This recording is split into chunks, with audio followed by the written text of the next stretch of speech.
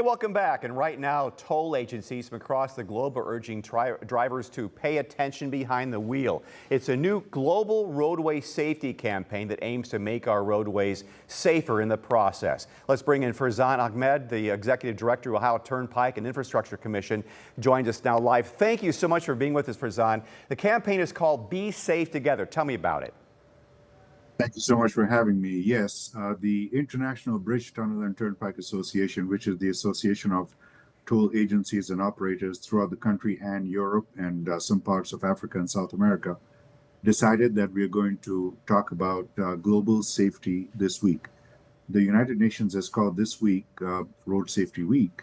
So we thought that it would be a good idea for us to come together and talk about safety. We do this individually. Every turnpike, every toll operator, every road always focuses on the safety of our customers and our people. But if we do it together, then it's a much louder voice. So it is not only all the members of IBTTA, but we also have associations such as the International Road Federation and a couple of other associations in Europe who have come together. We call this campaign Be Safe Together because it takes all of us. For example, it's not just the drivers on the road, it's the workers who are working on the road, it's other drivers, it's the people who help you when you're stranded, first responders, police officers, tow truck drivers. So it's about all of us doing the small things that make us safer. You bring up a worldwide perspective with this. Tell me how, I'm sure as an organization you talk with other ones around the world. How do we differ as in Ohio or the USA with speed limits, with requiring seat belts, requiring cracking down on drunk driving, tracking down on distracted driving, people on their phones? Because, I mean, that's a worldwide problem, I would imagine, as well. Indeed, a worldwide problem. And, when you talk about speed limits, like I was talking to some people in Europe not too long ago, and well, we don't have speed limits in Germany. On the other hand, on most of the other highways in Europe, they do have speed limits. So all of us agree that speed is one of the issues that we see on the road. You also brought up drunk driving. So drunk driving is not the only thing.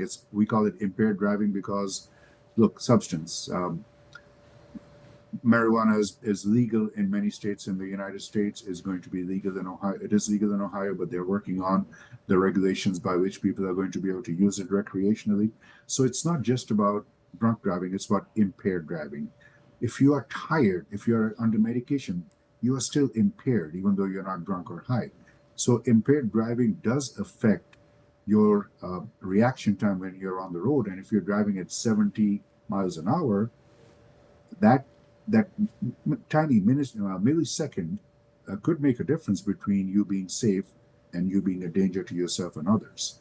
So we try to break it down into these. When you're driving on the road, get off your cell phone. Don't be on your cell phone. When you're going through a construction zone, pay attention to the signs. Something has changed. That's why we have a construction zone. It's usually associated with a lower speed, or the configuration of the road may have changed. The lanes may be narrow to accommodate for construction. So what does that mean? That means the signs will be there to tell you what you need to do. And then everyone who's driving on that road need to obey the signs that tell you how to go through that construction zone. It's not just a turnpike problem. I know it has been a safety issue with people having accidents in work zones and workers getting killed and or injured. Terrible, terrible situation. We need to be very, very careful going through those. But that's not just you. That's also like on 475, any road you might be seeing. Dan, it breaks my heart to say that that's something all these toll roads and operators have in common. We have lost people on the road. We have lost a couple of tow truck drivers on the Ohio Turnpike in the last couple of years. I went to one of the funerals, and it affects the entire family. When somebody is killed on the road, it changes the family forever. It's not just a statistic, it's a person that we are talking about. Just on Friday, just a couple of days ago, while we were preparing for this global campaign, in broad daylight in the morning, on a straight section of the road, one of our turnpike employees was on the shoulder, and guess what? An SUV driving on the left lane still manages to find him and it hits the truck. He was injured, but fortunately his injuries were not life-threatening. And the person who hit him hit the arrow board behind him first.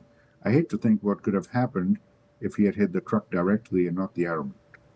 And these things are real. And how do you attribute that to anything other than just being distracted? How do you not see on broad daylight on a straight road the truck that's parked on the side of the road doing his work? Well, a great point there. Farzan Ahmed, we have to go right now, but I really appreciate your time.